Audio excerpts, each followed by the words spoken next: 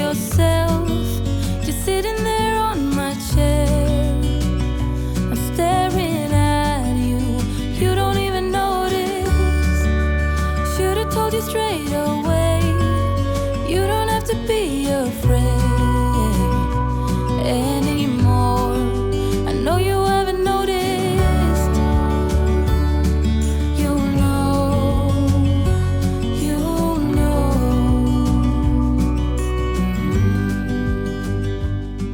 that I won't let you go. Put your arms around me and I'll let you. And today, I'm going to show you how to make delicious smothered lamb steaks. I bought these at Sam's Club, thinking that they would be nice and tender like normal, little lamb chops, but they were tough and chewy. So I didn't realize that the cut made a big difference in how tender the lamb would be and really how you cooked it. So I decided to fry them up, smother them with onions, mushrooms, potatoes, and gravy, and they turned out delicious. So follow along as I try to guide you through the process of making smothered lamb steaks.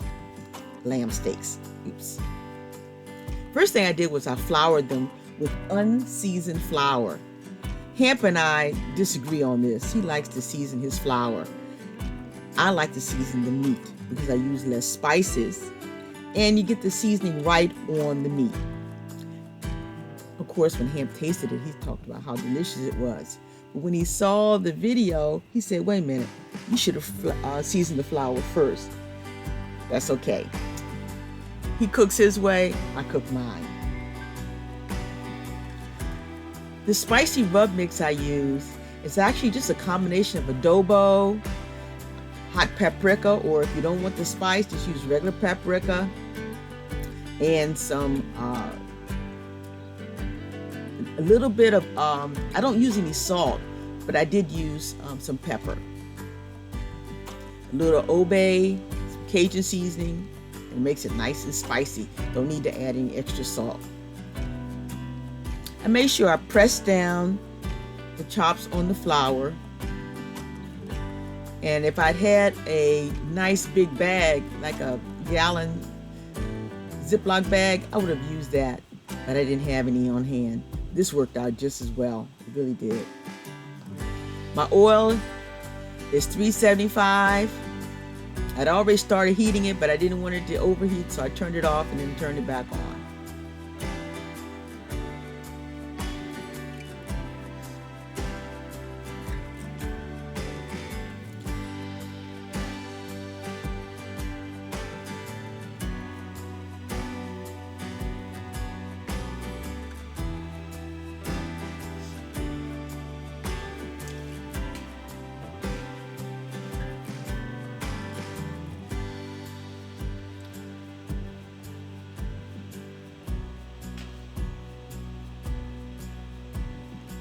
And carefully lay your lamb steaks into the hot oil, so you don't want to splash it on yourself. That jar to the left is actually the jar that the oil came from. This is repurposed oil. I used it a few days before to fry some chicken.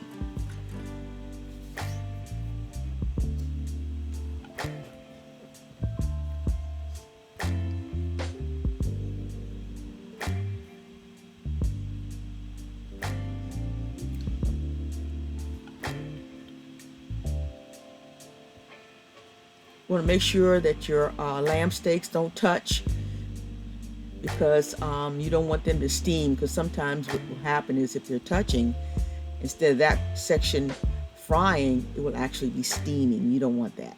So you want a nice golden brown on all sides.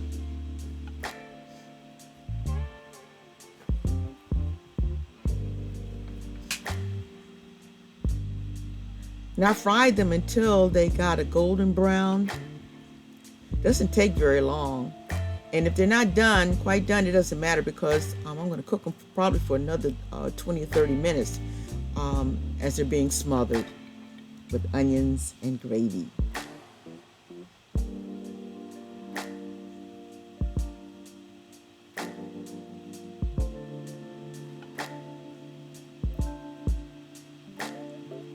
Once they're finished, I remove them from the pan and pour out the grease, strain it, and then I put back the brown bits because that's flavor. That's called fond, and that's where you get a lot of flavor from to make the gravy.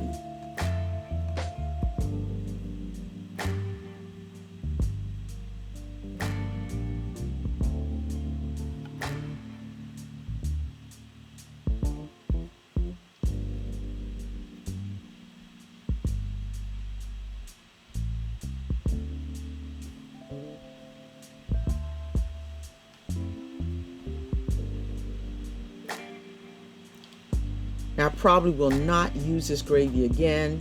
I'm sorry, this grease again.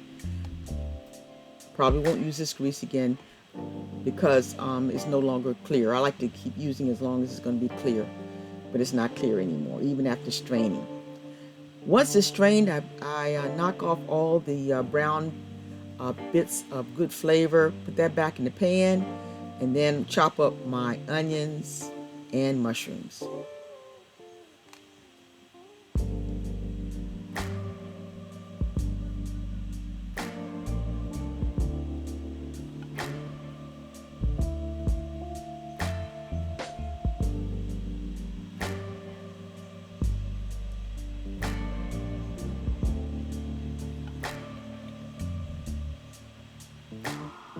I'm using a yellow onion. You can use red. Red flavor is more intense when it's raw, but when it cooks up, it's nice and sweet. So really, any onion you have is good.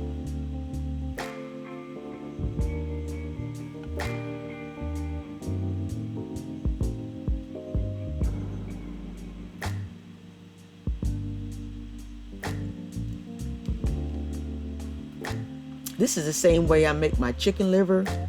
Fry them up and then remove them and saute my onions. But with chicken liver, I probably would have used 2 large onions because we love onions so much. After I wash my mushrooms, I chop them up and put those in the pan, and I'm gonna lay my meat on top of the onions and mushrooms. Because the meat's already cooked. I just need for my onions and mushrooms to cook up.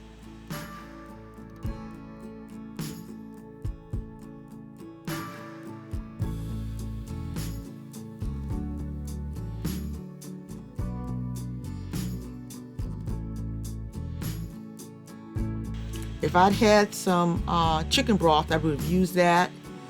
But after I thought about it, I said, you know what, I'm going to use some beef broth.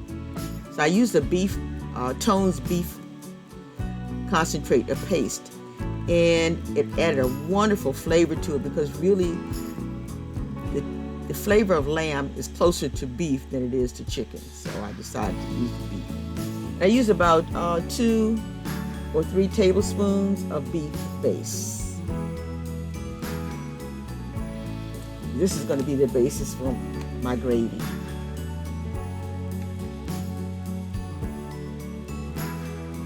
And then I added in about 3 cups of water. You can add more if your pan will hold more, if you want more gravy, but it proved more than enough gravy for us. So I added in almost 4 cups, almost a quart of water.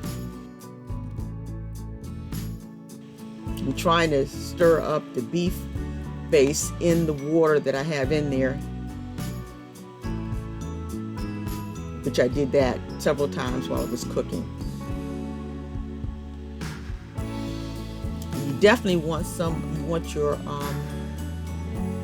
lamb steaks to be submerged. Not completely submerged necessarily, but you want them in the liquid. That's going to help tenderize them. Then I turned down the temperature to 325, and I let it cook for about, not quite 30 minutes. And I did turn them over at least once.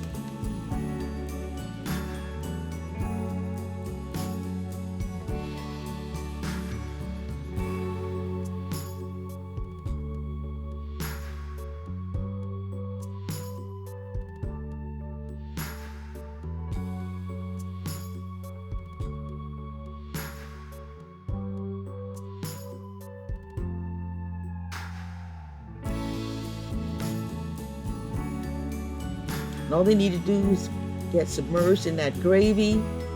Let it cook about 10 more minutes. Oh my, my, my. It was so good. And once they finished cooking, I added in sliced potatoes. I used canned potatoes because they were already cooked.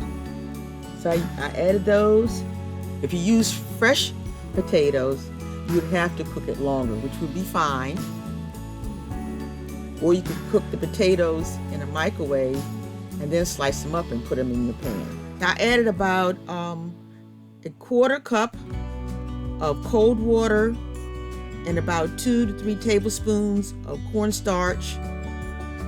Stirred it up really good and then poured it into the pan. Mixed it up and voila, nice thick country gravy. I chose the easy route and just used canned sliced potatoes. This was a meat and potatoes dinner. We had no greens, no beans, no salad. This good old country dinner, meat and potatoes. It was so good, delicious. Yum, yum. Better get you some for your countryman. Thank you for joining us as we cook while we're on the run. Maybe one day you can join the 2 runaway old folks and we'll cook you some smothered lamb steaks with potatoes. Take care. Bye-bye.